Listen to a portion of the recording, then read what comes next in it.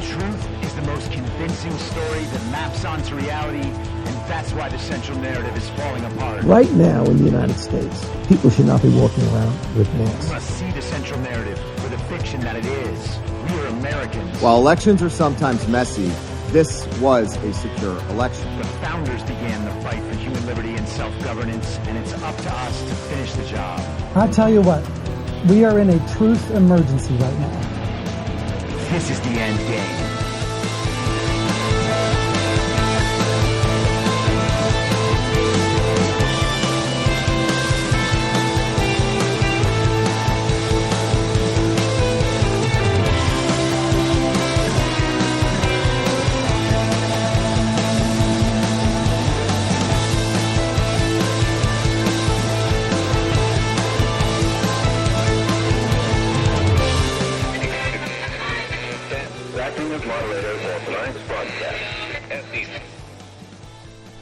It's Tuesday, March 12th, 2024, the 1147th day of dystopia. I'm your moderator, Chris Paul. Let's be reasonable. A warm welcome and hello to all of you listening to the podcast on the day of its release. The only way to do that is by becoming a paid subscriber at imyourmoderator.substack.com. You can do so for as little as $50 a year or $5 a month, and in doing so, you will be supporting me, the work I do, and this show as it expands. And if you can't or you simply don't want to, continue listening to the podcast for free a couple days later on a wide variety of podcast platforms and, of course, Rumble. All I ask is that you share it with your friends. You can find the links to the podcast, the writing, the social media, and the merch site by visiting linktree.com/I'mYourModerator. So last week, we talked about reports from the New York Times about Elon Musk visiting Mar-a-Lago and what that could mean. And we talked about a push in Congress, a passage of a bill through committee that would ban TikTok potentially in the United States, make it so that it could no longer appear in the major app stores on Apple and Google's Android store. And we've been tracking Truth Social and DWAC and the upcoming merger between DWAC and TMTG that could net Donald Trump billions of dollars. And this morning, we get news of all of these stories converging. But let's start here. This is from yesterday in the Daily Mail. Trump says he may not get Elon Musk's support because they disagree on electric cars. In CNBC interview where he backs using Bitcoin and says he would introduce trade tariffs to stop wars. That's a whole lot going on in one interview, and we'll play a little bit of that interview in just a second. But let's go through a bit of this Daily Mail article. Former President Donald Trump says he may not pick up support from Elon Musk because they have opposing views on electric cars, which Trump continues to trash at his campaign rallies. Trump was asked whether he would eventually get verbal or monetary support from the multi-billionaire a week after he met Musk at Mar-a-Lago. I don't know, Trump said in a call-in interview on CNBC's Squawk Box. I've been friendly with him over the years. I've helped him when I was president. I've helped him. I've liked him.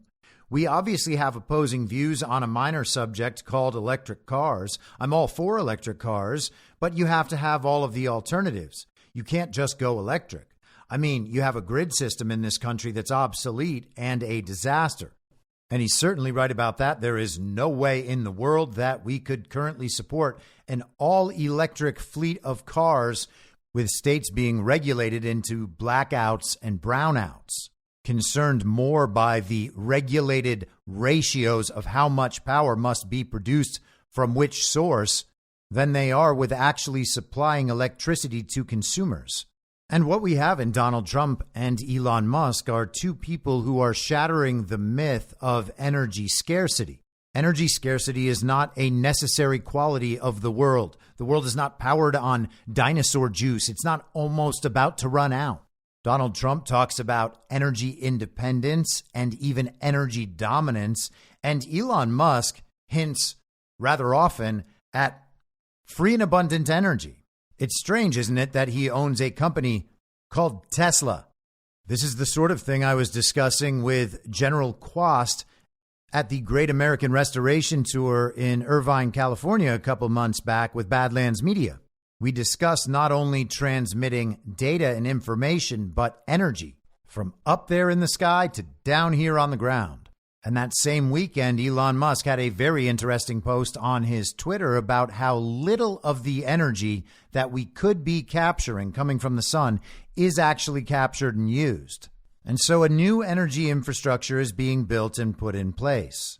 Now, we talked last week about how silly an idea it was that Donald Trump and Elon Musk were meeting about Elon donating to Trump's campaign. All of that was a ridiculous cover story for whatever it was they were actually talking about.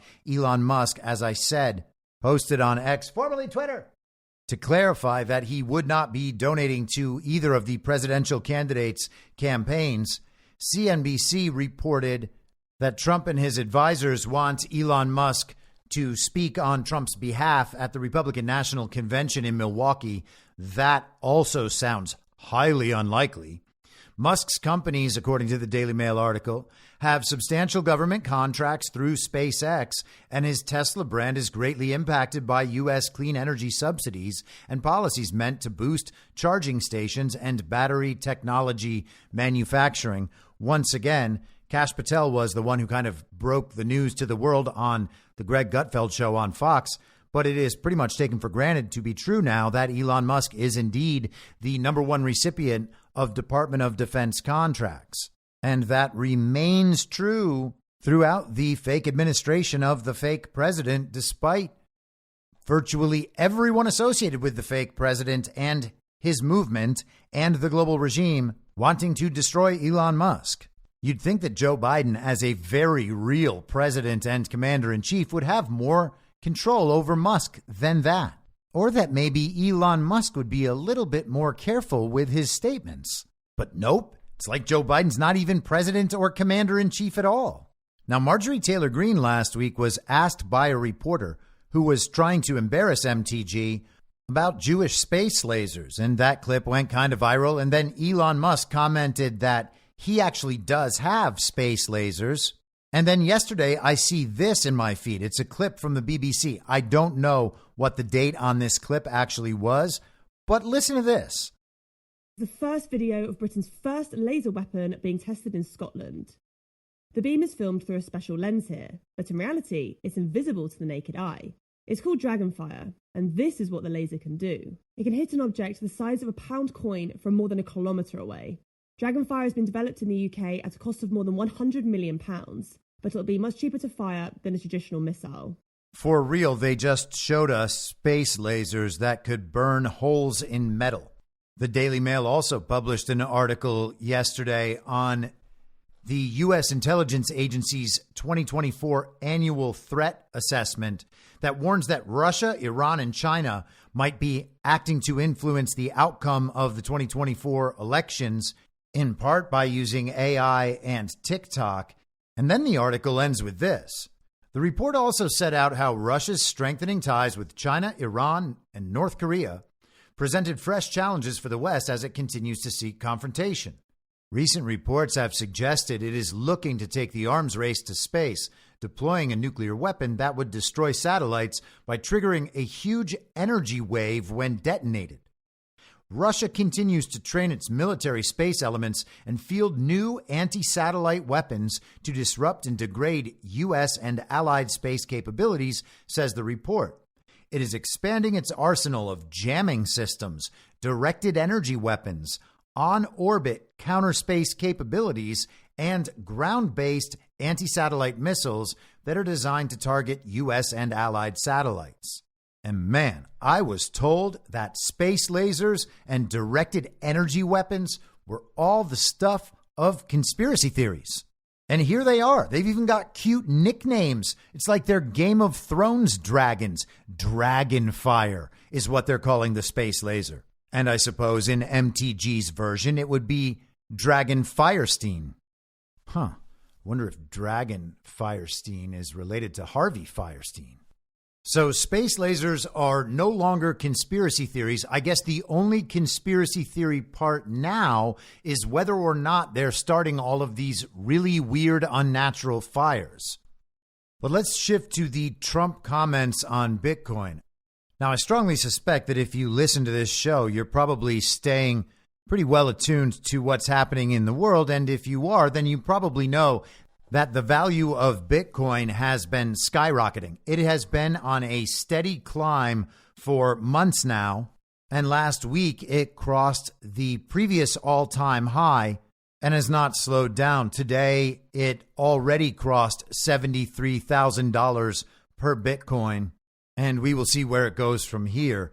The dollar price of Bitcoin is not really the relevant factor. If Bitcoin is adopted, and if more importantly, people like Jason Lowery, the Space Force major who authored Soft War, if he is correct and people like him are correct, and Bitcoin becomes a part of our national security infrastructure, its status as a currency or not will not matter. It will have so many other uses and values that its status as a currency will just be an added bonus. A lot of the people in our community who've been Bitcoin hesitant over the years were that way because they thought Donald Trump was that way as well. He's had some comments here and there that suggest he prefers the dollar to cryptocurrencies, including Bitcoin. I think it's wise to separate Bitcoin whenever you are discussing cryptocurrencies. But a lot of people thought they were justified in shying away from it based on how they interpreted some comments from Donald Trump. And instances like this serve as good reminders to take Trump seriously and sometimes take him literally, but not always take him literally. He says many things. You can't always do what Donald Trump says. If you hold on to something he said 3 years ago, and because of that you ignore 10 other things he said, then you're really just being selective about when to listen to Trump and when not to. The real lesson is that you have to make all these decisions for yourself. We talked about this a bit yesterday with the vaccine discussion. You have to make these decisions on your own, taking what Trump says into account. And I'm going to play his comments on Bitcoin here. Now, does Trump saying that he's open to Bitcoin means that you should go out and invest all your money in Bitcoin? Well, no, or yes, or maybe. It's your decision. You actually have to go do the research and decide whether or not that is a wise thing for you to do. Now, I happen to be of the opinion that acquiring as much Bitcoin as you can, as fast as you can, is a wise thing to do because I believe that it will absolutely have increasing value in the future and probably continually increasing value in the future. But you shouldn't do something because I think it's smart, and you shouldn't do something because Donald Trump mentioned it once. I believe that we are in an interesting position now with the ability to see ahead of events far more than people in the mainstream information consumption bubble could possibly be. Think back on what it would be like to be an early adopter of Bitcoin or an early adopter of Google or Facebook or Yahoo or whatever company.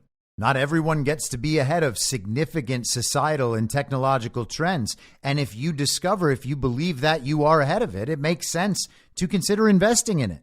Or at least that's my approach. But what the hell do I know? I'm not telling you what to do. I'm telling you that it's time to start taking these things seriously. Where you come down on them is your own business. Here's Trump on CNBC. Well, it's taken its own life. I do little things sometimes for fun and, make money with it, but I have fun with it too.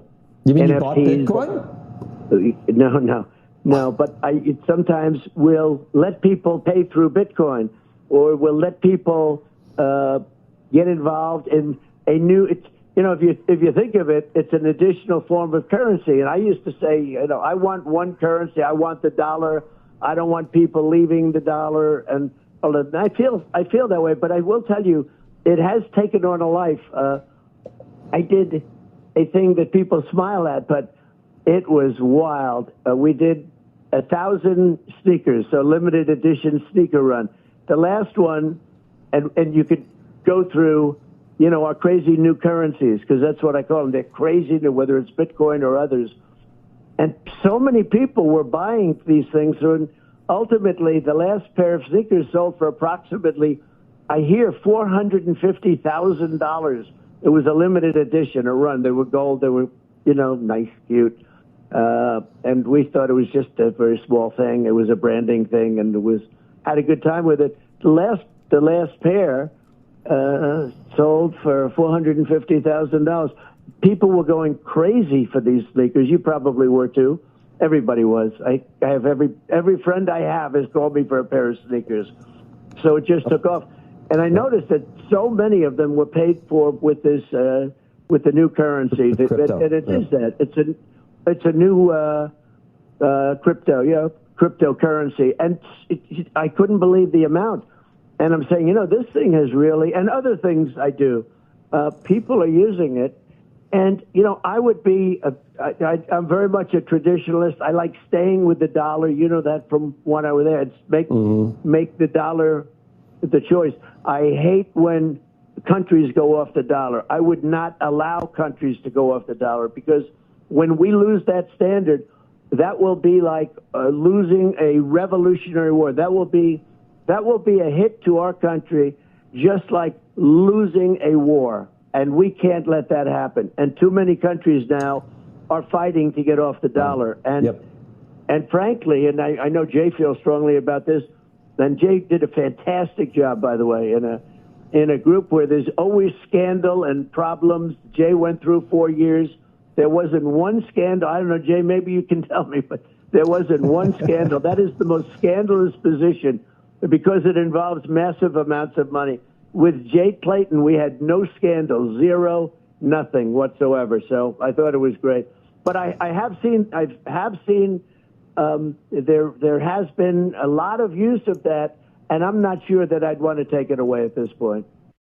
So in the context of that clip, Trump supports Bitcoin. He supports the dollar, plays it a little coy, plays it a little dumb. And he puts it all in the context of this tangential story about the release of those Trump sneakers that he did at a campaign event a couple of weeks ago. He stopped by, I think it was called SneakerCon, and there was a special golden Trump high top. They were selling, I think, 1,000 pairs of them for $450 each. And then they hit a resale market and just skyrocketed from there. And he's talking about how people were purchasing their Trump sneakers in Bitcoin and, of course, other cryptocurrencies. He often doesn't name Bitcoin specifically. Now, if you're the sort of person who hates Bitcoin or thinks it's annoying or is Bitcoin skeptical, now there aren't that many of those that are actually sophisticated about the conversation, from what I find, but there certainly are some of those. And they might listen to that clip and say, yeah, he's clearly not putting his full support behind Bitcoin. He's just saying that he's not going to use the government to take it away, and he is primarily focused on the dollar. But if you don't take Bitcoin away, then it is just going to keep growing. Joe Biden's talking about a tax proposal for next year, as though he will still be fake president, and he's talking about taxing Bitcoin. How's that going to work? No one's going to give it to you. I think we're about a month away from a very public tax revolt in this country. But there are those who are Bitcoin skeptical and think that maybe Bitcoin embodies that whole fear of the central bank digital currency. Now, it's not a central bank digital currency. In fact, the entire purpose is that it's decentralized. But there are those who think that that is just some sort of ruse. Now, I don't agree with those people, but they could hear this clip and think that Trump is giving a bare minimum of support to Bitcoin. So which one is it? And hey, what happens if people go out and invest in Bitcoin after Trump says these things on CNBC, and then you lose money in Bitcoin? Is Trump responsible for you losing money? Because that's basically what we're being told about Trump and the vaccine. He expressed mild support a handful of times, and therefore he's responsible for genocide. It's ridiculous. Now, John Solomon's site, Just the News, covered a different aspect of the Trump interview on CNBC.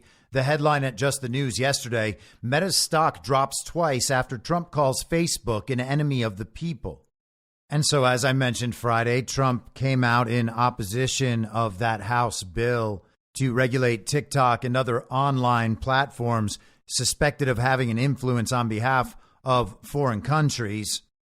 He said, frankly, there are a lot of people on TikTok that love it. There are a lot of young kids on TikTok who will go crazy without it. There are a lot of users. There's a lot of good and a lot of bad with TikTok. But the thing I don't like is, without TikTok, you can make Facebook bigger. And I consider Facebook to be an enemy of the people, along with the media. From the article, Meta's shares dropped by about 4.5% to just under $484 on Monday after Trump's interview. It was the lowest closing for Meta since last July. On Thursday, a House panel unanimously passed a bill that gives TikTok's China-based parent company ByteDance 165 days to sell the social media platform. Lawmakers said the bill could be taken up by the House as early as this week, and President Biden told reporters Friday that he would sign the bill if Congress passes it. Now, I agree with Donald Trump about this, and I gave a lengthy explanation in the episode on Friday. So if you're interested in that, go give that a listen. But TikTok is not any more dangerous to the United States of America than Meta's apps, Facebook, Instagram, Threads, WhatsApp, or Google with its search engine, the amount of data tracking, the algorithmic search, YouTube, and all the same functions on that video platform, as well as the incentive structure of Google ads and ads on YouTube, the influence of X, formerly Twitter, when it was formerly Twitter. Hopefully that problem has been diminished somehow. But the idea that TikTok is somehow worse because it's associated with the CCP is nonsensical when you understand the good twin, evil twin dynamic. All of these apps are associated with the CCP. The CCP is just the global regime's representative faction in China, the same way the Uniparty is the representative faction here in America. All of these apps are associated with the Uniparty. All of them are associated with the CCP. They're all essentially the same. So why would members of the Uniparty, members of the regime, target a specific app, and why would we trust them in their targeting of that app? You think they care more about America than they care about China? No, it doesn't even make sense from that perspective. They care more about the agenda of the global communist regime because that is who empowers them. It doesn't matter where the particular faction is located. It is all the same agenda, all coordinating. Now, while we're hearing about the push to ban TikTok from the Apple Store and Google's Android store, we're also hearing that Apple is changing the rules of its App Store in the European Union, making it possible for users to download apps from websites in order to evade the EU's restrictions about what can appear in the individual app stores.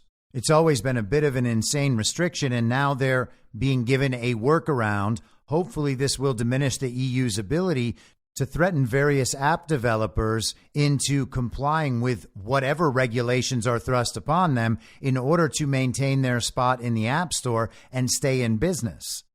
And so here's where it all comes together.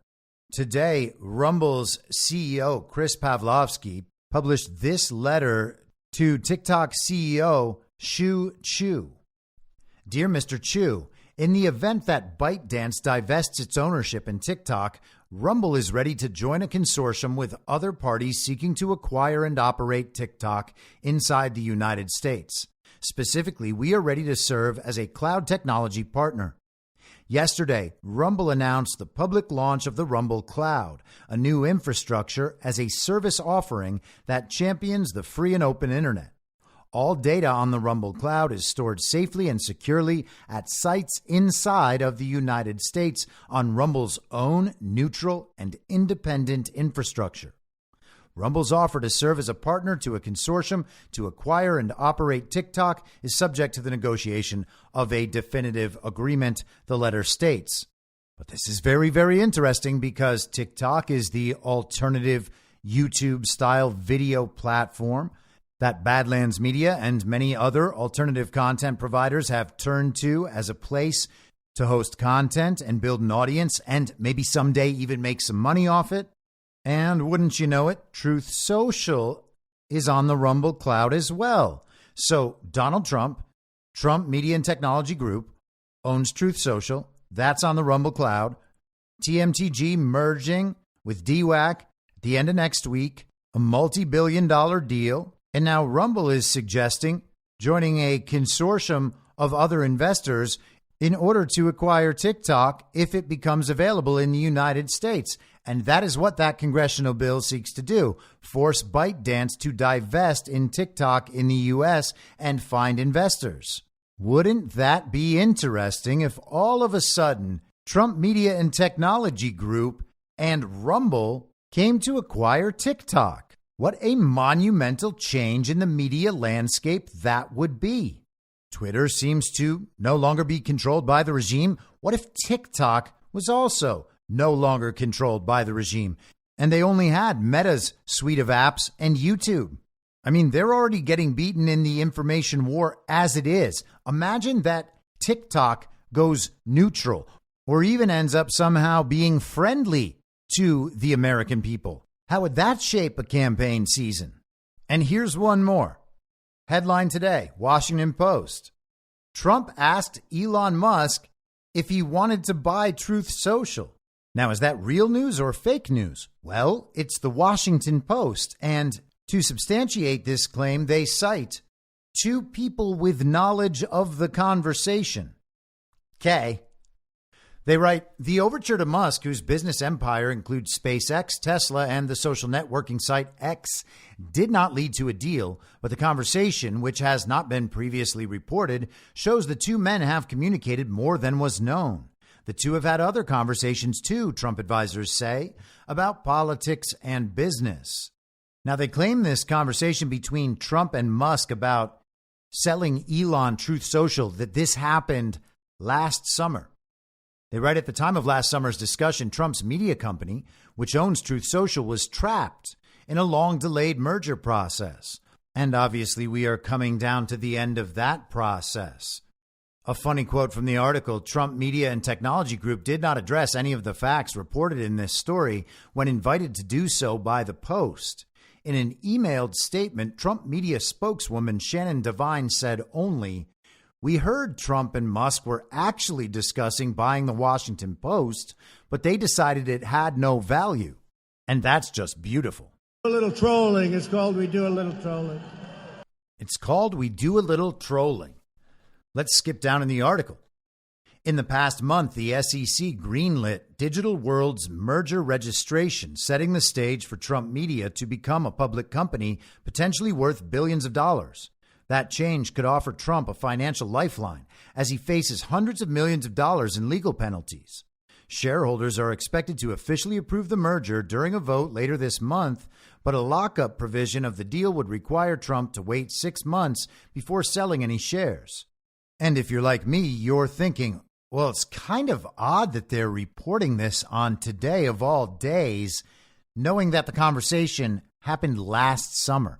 Why did it take till now to hear about this? And why are we hearing about it now? And regarding that lovely bit of trolling for the Washington Post, Trump actually mentioned WAPO in his speech on Saturday, mocking the paper and its owner, Jeff Bezos. Now, obviously, I have no idea if any of this is going to come to fruition the way I have described it today, but this has been something that we've been tracking for over 2 years now. I published my series of Story About Reality in the spring of 2022, and that was about the launch of Truth Social and the fact that the little Q account appeared on Truth Social, whether or not that was an extension of the Q information op. And I discussed whether Truth Social and other platforms like it would be these little bastions, these little holdouts, these little outposts of free speech in an otherwise censored internet. And it seems like that's what's emerging.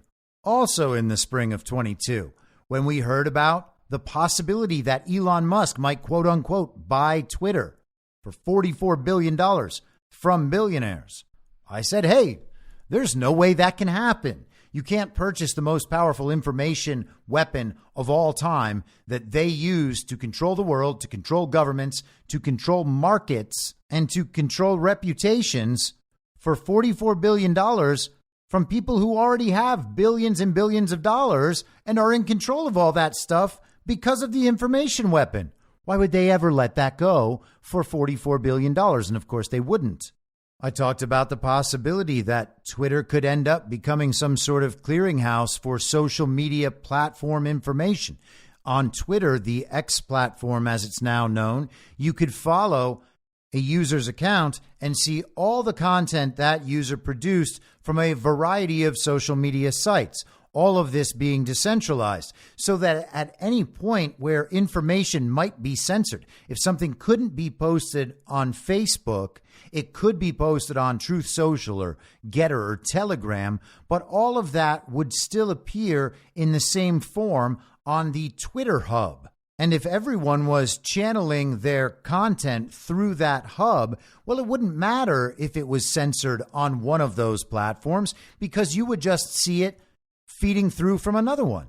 And if that was the model and nothing was censored at all in that clearinghouse, in that hub, then censorship becomes obsolete. And it seems like there's at least some potential that's what's emerging. If that's the case, I think we should be in a considerably better situation on a relatively short timeline. All right, so changing subjects completely without a segue, we have been tracking worldwide elections this year. I have expressed many times that I believe what we are witnessing around the world is the execution of the same playbook in different places around the world on slightly different timelines and with different variations customized to the individual location. We know that the enemy, no matter what you'd like to call it, the global regime, the invisible Prussian Empire, the cabal, etc., uses the color revolution playbook, a cycle of destabilization within a society that allows them to gain further control, implement their system, and when the people begin to catch on and fight back, the society is destabilized again and the process repeats itself. In the meantime, they are able to install people in the governments of these different countries who are incentivized to implement that plan. And for doing so, they become wealthy and powerful and get to partake in the rewards. Now, if you know the playbook, then you can begin to understand the responses to the playbook. And over the last couple of years, one of the pieces of the playbook that has been easy to track, we can see the same patterns repeating in place after place after place, is the election piece. We can watch narratives about elections, about election fraud, about the narratives that support either side in an election, the narratives about where a country is going. We can see the parallels in all these stories. We can see the ways that they repeat. And because of that, we can learn more about what might happen here or how we should react if a scenario similar to what plays out in another country ends up playing out here. And we're lucky this year because we have one happening every week, every couple of weeks. This weekend, the Russian election takes place. A week later, we have Slovakia and Senegal, and then Ukraine's presidential election was supposed to be at the end of this month. But the comedic actor in Ukraine, Volodymyr Zelensky, had to cancel their elections in order to protect democracy. So they're not going to have one. We have had 2 elections in the world already this month. Let's start with the Iranian elections last week. This is the Associated Press from March 4th. Hardliners dominate Iran's parliamentary election after record low turnout. Iranian hardline politicians dominated the country's vote for parliament. Results released Monday showed maintaining their hold on the legislature in a vote that saw a record low turnout amid boycott calls. While praising Iranians for withstanding, quote, bad weather and continuous propaganda by the enemy, end quote, Interior Minister Ahmad Vahidi said the vote saw 25 million ballots cast, a turnout of just under 41%. The lowest previous came in the last parliamentary election in 2020, which saw a 42% turnout. It took days for Iran to announce the turnout statistics without explanation. The Interior Ministry runs Iranian elections, which have no substantial international observation. And the immediate reaction is, wow, Iran's elections sound like a mess. And then you remember who's telling you that Iran's elections are a mess. And it turns out it's the same people who tell us that our elections are free and fair, safe and secure, and that the reported results accurately reflect the will and intent of the voters, and also that Joe Biden really received 81 million real lawful American votes. And you remember, wait a second, I can't listen to these people about elections or anything else. And wait, aren't these same people trying to get us into a war with Iran? It's funny because Time Magazine has an article on their website that I've referenced a few times and will reference a few times more that lists the elections around the world this year and gives each one of the countries some seemingly random score for their election credibility. The article, if you want to check it out, is called The Ultimate Election Year, All the Elections Around the World in 2024, and you can find it at time.com. But the article doesn't even bother to list Iran's elections. As far as I'm concerned, claiming that an election has no substantial international observation is a good thing, understanding that the global regime has been controlling elections around the world for a very long time, and watching people like Victoria Nuland and CIA Director Burns flying around the world to Brazil, to Nigeria, to fortify their elections. This actually sounds to me much better. But let's continue. Friday's vote turnout came after authorities kept polls open an additional 6 hours. And again, this is the Friday before last, March 1st. Parliamentary Speaker Mohammed Bagher Kalibaf even posted online as polls appeared largely empty in Tehran, to urge people to call, quote, their friends or acquaintances right now and convince them to participate in the elections. The Associated Press claims it remains unclear whether turnout was depressed by voter apathy or an active desire to send a message to Iran's theocracy, though some in the country pushed for a boycott, including imprisoned Nobel Peace Prize laureate Narges Mohammadi. I hope I'm saying that right. The vote also was the first since 2022 mass protests over the death of 22-year-old Mahsa Amini after being arrested over allegedly not wearing her required hijab to the liking of authorities.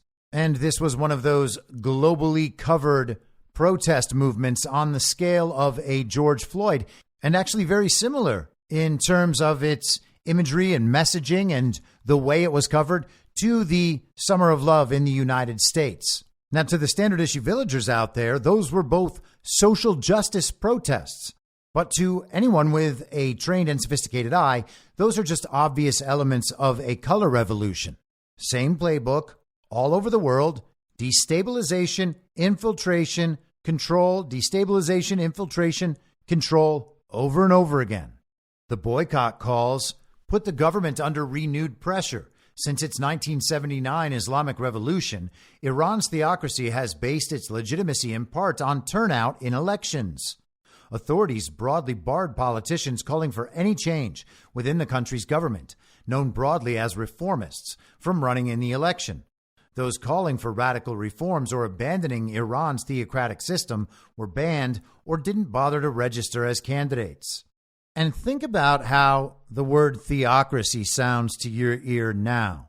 Does it sound the way the word terrorist sounds to your ear now? I mean, as far as I'm concerned, watching the illegitimate Biden administration and the fake DOJ call American men and women domestic terrorists for showing up at their kids' school board meetings, that was enough to teach me what terrorist really meant in the eyes of the global regime and its propaganda media. And when they tell me about a theocracy, while they're trying to also tell me that MAGA is a quote unquote Christian nationalist movement that everyone should be afraid of, I'm going to understand what they mean by theocracy too. It's one of those terms they just make up, like racist or transphobe. Of 290 races held for parliament, voters decided 245 seats in the first round, Interior Ministry spokesman Mohsen Eslami said earlier Monday. The remaining 45 will need to go through runoff elections to be held in either April or May, as winning candidates failed to get a mandatory 20% of the vote. Of the 245 politicians elected, 200 were supported by hardline groups in voter guides published before the election, according to an Associated Press analysis. The analysis also identified some 45 incoming lawmakers as relatively moderate, conservative, or independent. The current parliament includes 18 pro-reform politicians and 38 others recognized as independents. Of those winning seats, only 11 were women. The current parliament has 16 women as legislators. Man, they can't be that theocratic. They let women have positions in their parliament? What kind of theocracy is this?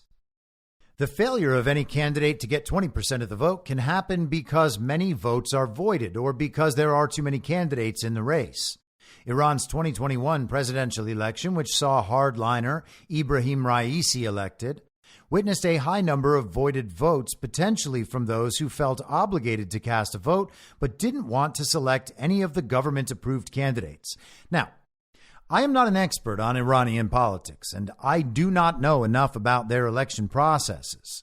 But I do know that if we hear this fall about an ultra-low voter turnout and tons of voided votes, that will be a narrative cover to explain the fact that we had tens of millions of fake votes in our last presidential election, and that they are catching fraudulent votes on the fly and rejecting them. So when the Associated Press tries to frame all of these things as though they invalidate Iran's elections, I try to focus on what that would mean here and then see if that might translate to the situation in Iran. And if you understand Iran as potentially a former global regime proxy state in the Middle East that is no longer under regime control, then it's not hard to imagine that one of the first things that would be done is to legitimize elections in the country. And that would mean a purge of the fake voter rolls. We should have that in this country. If we had that in this country, you would see fewer votes in this 2024 election than you saw in 2020, and you might see fewer votes in this election than you've seen in decades. The 2020 election saw 28 million more votes than had ever been recorded for absolutely no reason. And Joe Biden blew out Barack Obama's all-time high by 20%. The guy who could not fill the little white circles at his speeches. The guy who literally had 0 attendees at an event in Arizona. We had tens of millions of fake votes. And if they don't repeat the same number of fake ballots in 2024 that they used in 2020, we will be told that we're experiencing ultra low turnout. And then they will have to find narrative reasons to support that without saying, yes, because 30 million of our votes last time were just fake. Whoops. And for real, I would not be shocked if there were 30 million fake votes last time. I wouldn't be shocked if there were 30 million fake votes last time and 20 million fake votes from times before. We are being completely and totally deceived about how this country operates and who its people are. But back to Iran. Vahidi, and this is the interior minister, put the total number of voided votes in Friday's poll at around 8%, about 2 million of the 25 million votes cast. It was nearly 13% in the 2021 presidential election. We witnessed a very good and extensive competition, he told journalists. The election had, quote, the highest standard of health.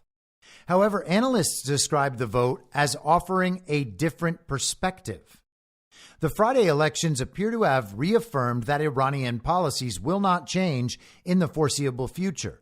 But the vote demonstrated the Iranian public is broadly dissatisfied with the course the Islamic Republic is taking, the New York-based Soufan Center think tank said in an analysis Monday. And you know how think tanks are, always the smartest places with the exact right opinions no matter what, which is why the media quotes them so often.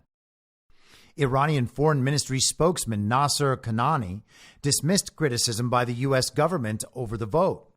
If U.S. government officials are concerned about democracies and votes of nations, they should first find a fix for their own country and election system's health in America itself, as we are seeing strange stories in every U.S. election, Kanani said without elaborating. Iranian state media prominently features any negative story about America, particularly during U.S. elections. So Iranian, quote unquote, state media understands that American elections are stolen, but American media, you know, those independent outlets like Fox and CNN and MSNBC, those corporate media outlets that are owned by the same mega corporations, those same transnational corporations that are partners with the World Economic Forum, you know, our free and independent media, not like state media in Iran. Our free and independent media, they're the truth tellers. They're the ones who let us know that American elections are free and fair, safe and secure, and that the reported results accurately reflect the will and intent of the American voters. They're not state media, you see. You can't influence them with state power like you can with this Iranian media that tells Iranian citizens American elections are stolen, and there's no way to believe that Joe Biden received 81 million real lawful American votes. I can't believe these state media outlets. And let's just finish off the last couple of paragraphs here from the Free Press, the Associated Press, the very objective press and not state media. Let's see what they have to say. Iranians on Friday also voted for members of the country's 88-seat Assembly of Experts, who will serve an 8-year term on a panel that will appoint the country's next supreme leader after Ayatollah Ali Khamenei, 84. Barred from that race was former Iranian President Hassan Rouhani, a relative moderate and current member of the assembly who reached Iran's 2015 nuclear deal with what the Associated Press calls world powers. Oh, Barack Obama and the global regime. Rouhani was that guy, and he is barred from running to be supreme leader. But Raisi is in the running, as is Khamenei's son, Mojtaba. Now think about how that's presented to us. The government is full of hardliners. Well, what does that mean? They're a theocracy. What does that mean? We are called violent MAGA extremists. They've called us domestic terrorists. They call us Christian nationalists. They've called us racists and homophobes and Islamophobes and transphobes, and all of the ists and phobes have been attributed to MAGA. We are basically Nazis. We're a cult. We worship an autocrat, blah, blah, blah. What are we supposed to think of people around the world in these other countries, particularly countries that we have been encouraged by and large to hate or be suspicious of? What are we supposed to think of them when they are described in the same terms we are described in? And when it is those terms that made us dislike them in the first place, now we hear all those terms reversed and applied to us by the same people. What do you think that could be about?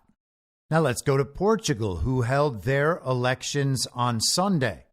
This is Reuters yesterday. Winner unclear in Portugal's election. Far right soars. The outcome of Portugal's parliamentary election was too close to call, with counting almost completed on Sunday after a late surge by the incumbent Socialist Party put it neck and neck with the center-right Democratic Alliance.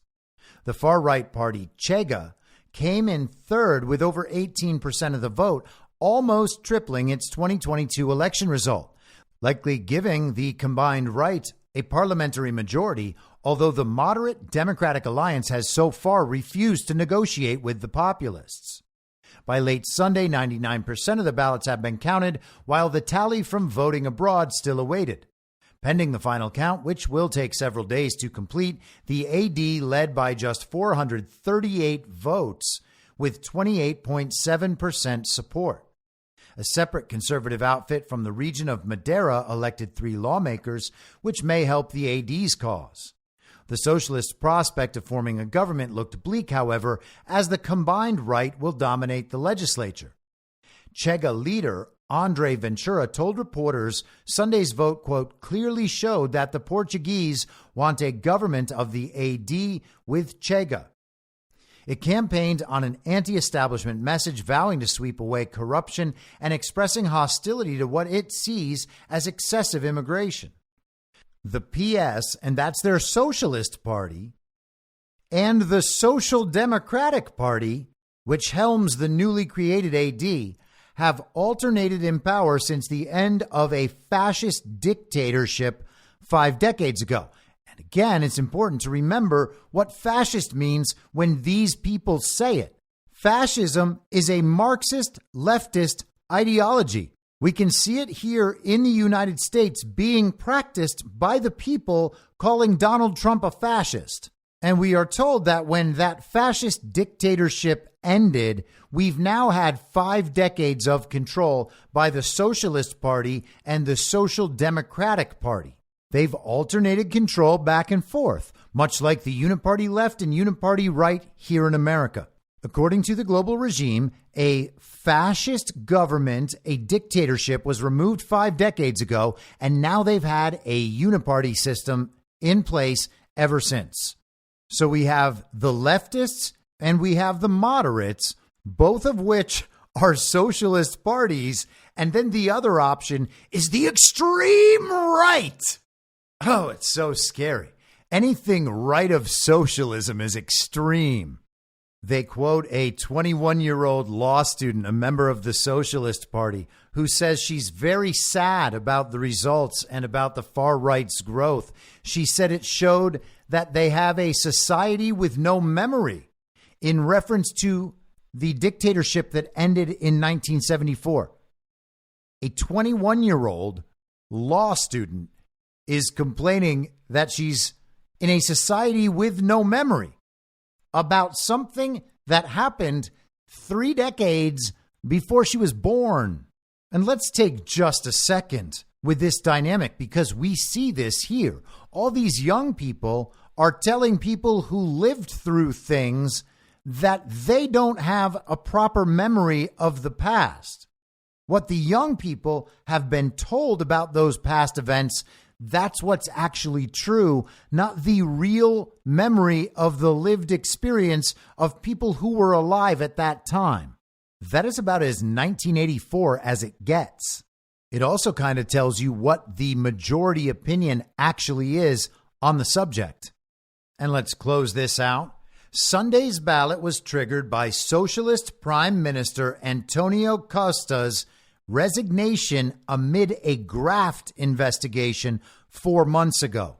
So the Socialist Prime Minister was taken down for corruption at the end of last year. That's why they just had this election. And let's take just a second and hear about some of that corruption. This is from the Associated Press on February 24th.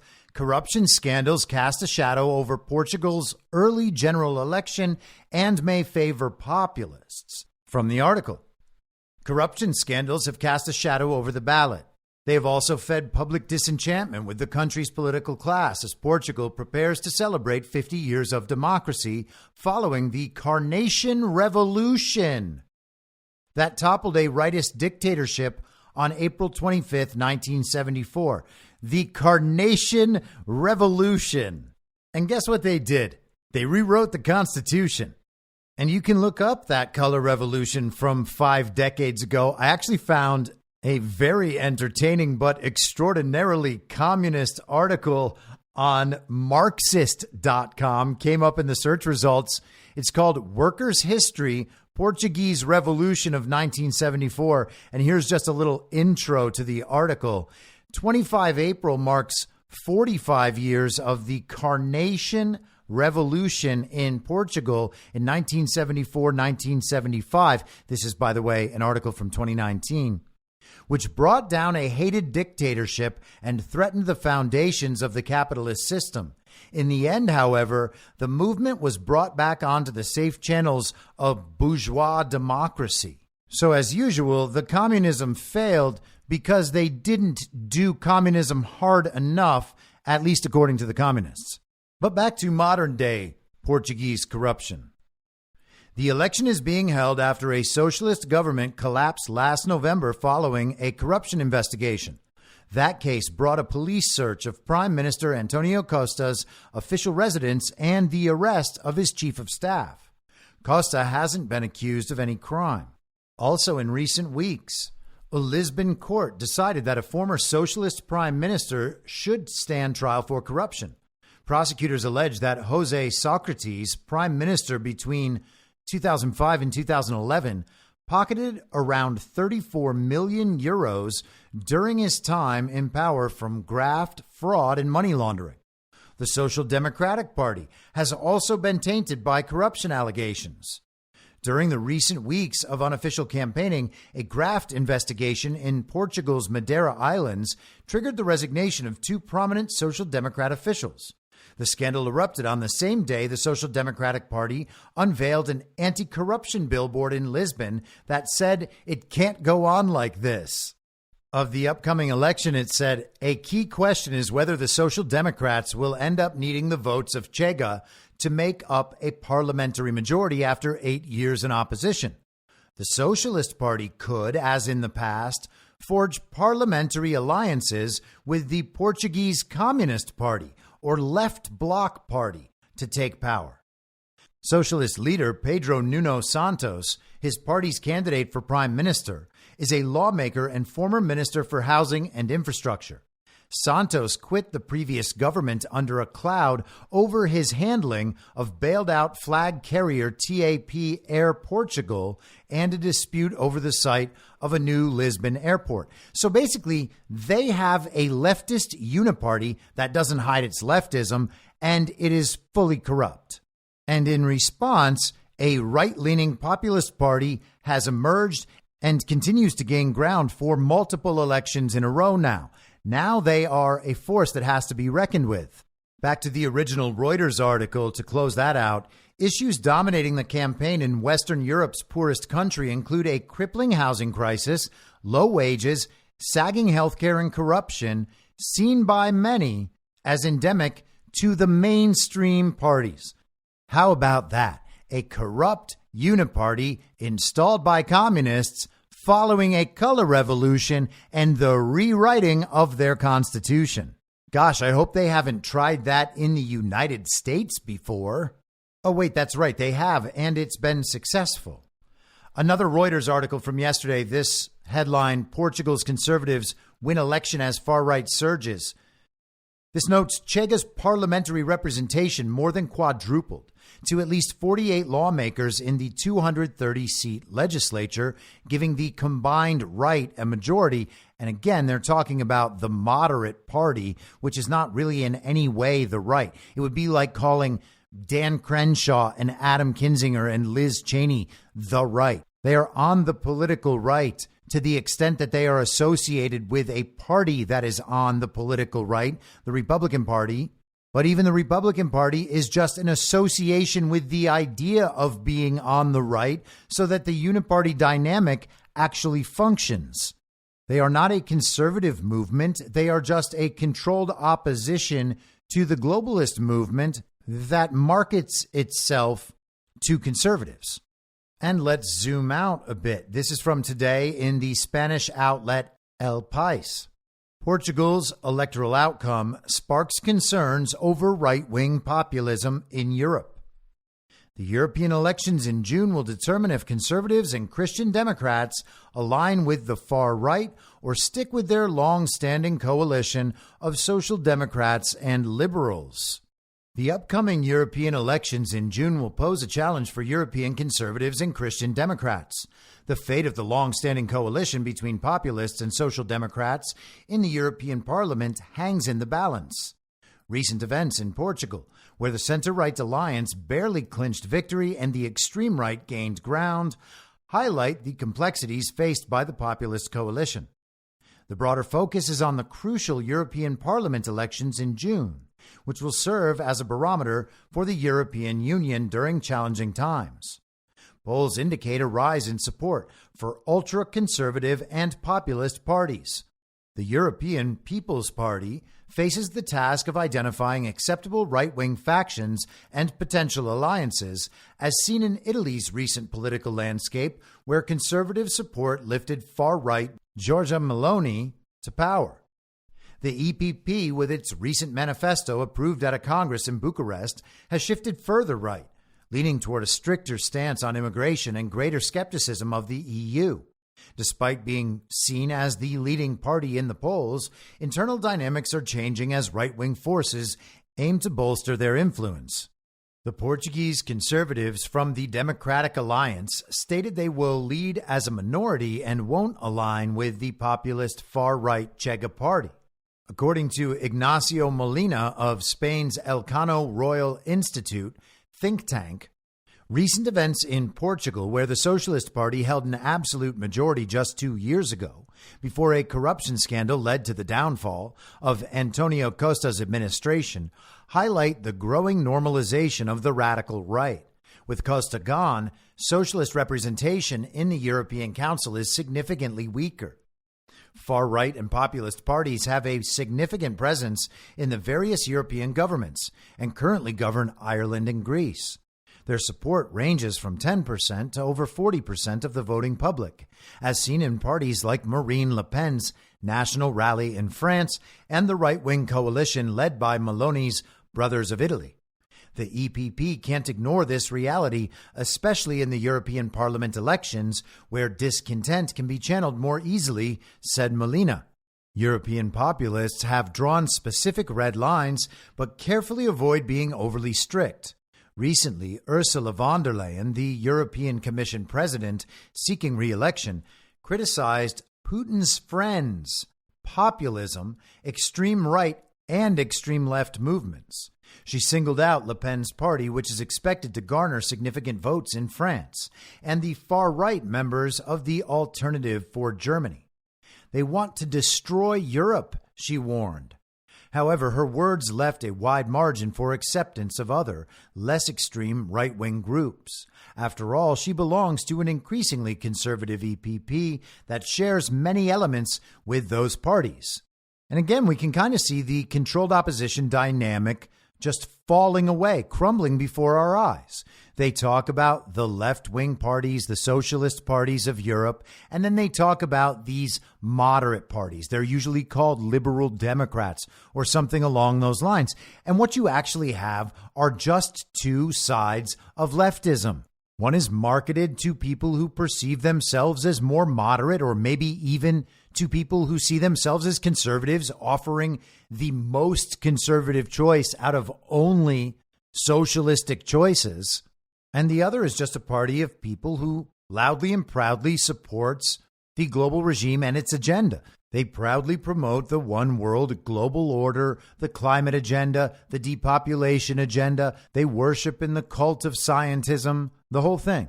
Two choices, both of them essentially the same thing. And now this other choice comes along. The same dynamic playing out all across the world. EPP President Manfred Weber of Germany openly supports alliances with more radical partners to form new governments. He emphasizes the importance of being pro-EU, pro-rule of law, pro-Ukraine, and pro-NATO. However, some conservative national parties have ignored certain aspects of this premise. For instance, Spain's Popular Party is linked to the Europhobic far-right Vox Party, with which they share power in various local governments. This alliance fell just shy of a majority in the July 2023 general elections and often criticizes the quote-unquote Brussels bureaucrats. It even attacked the autonomous government provisions of the Spanish Constitution, which clearly contradicts Weber's pro-rule of law stance. The laboratory for the model Weber supports is the Meloni government in Italy. Her Brothers of Italy party belongs to the European Reformists and Conservatives, a center-right political group in the European Parliament, mainly comprising anti-federalist factions. This group, at times self-identifying as Euro-realists, also includes Vox, Poland's Law and Justice Party, and the more moderate party of Czech Prime Minister Peter Fiala. A conservative member of the European Parliament notes that the EPP has long courted Fiala and Meloni, hoping to lure them into their more moderate sphere. Alternatively, the EPP could deepen its ties with that faction. The ECR plays a significant role in the European Parliament, and I hope to collaborate with them, said Antonio Tajani of Forza Italia within the EPP, the party founded by Silvio Berlusconi.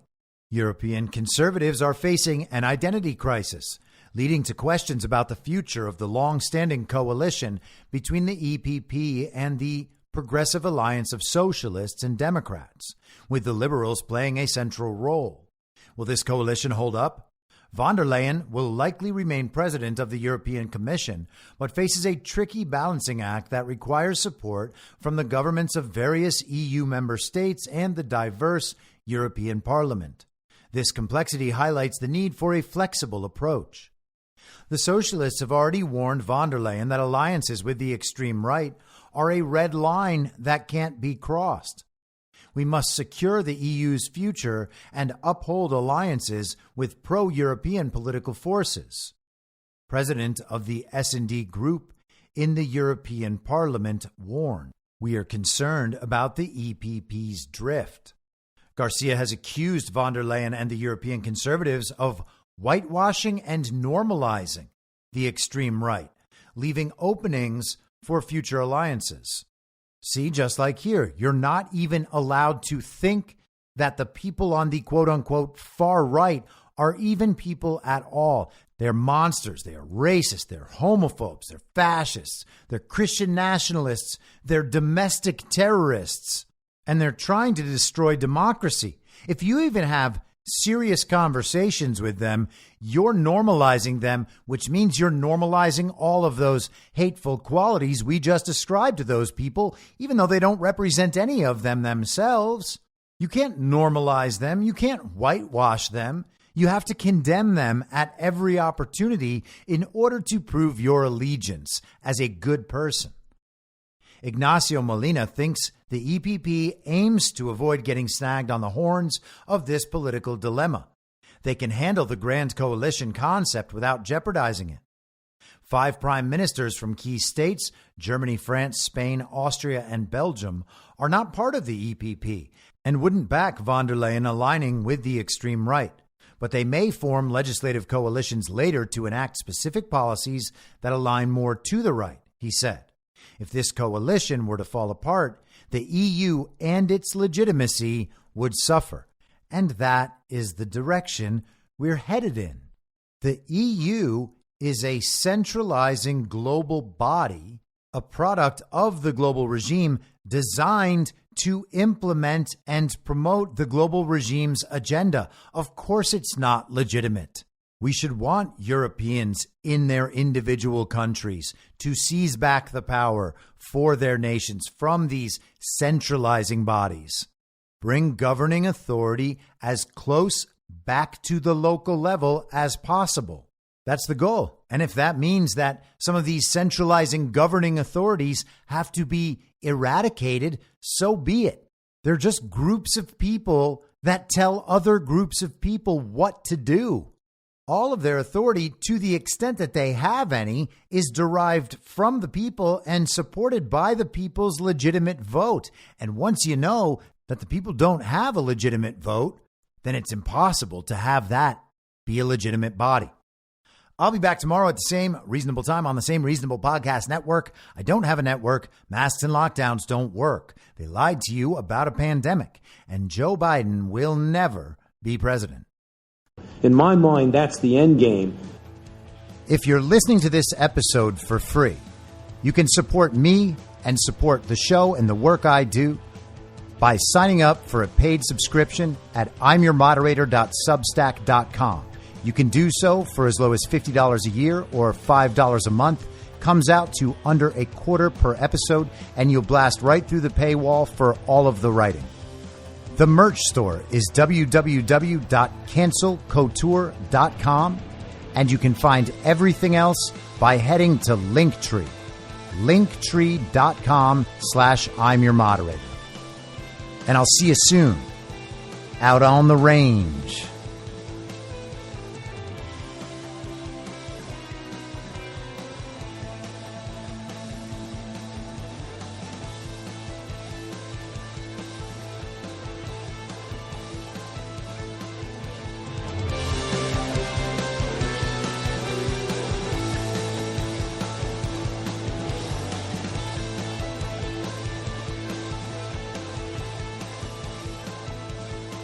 It's hell!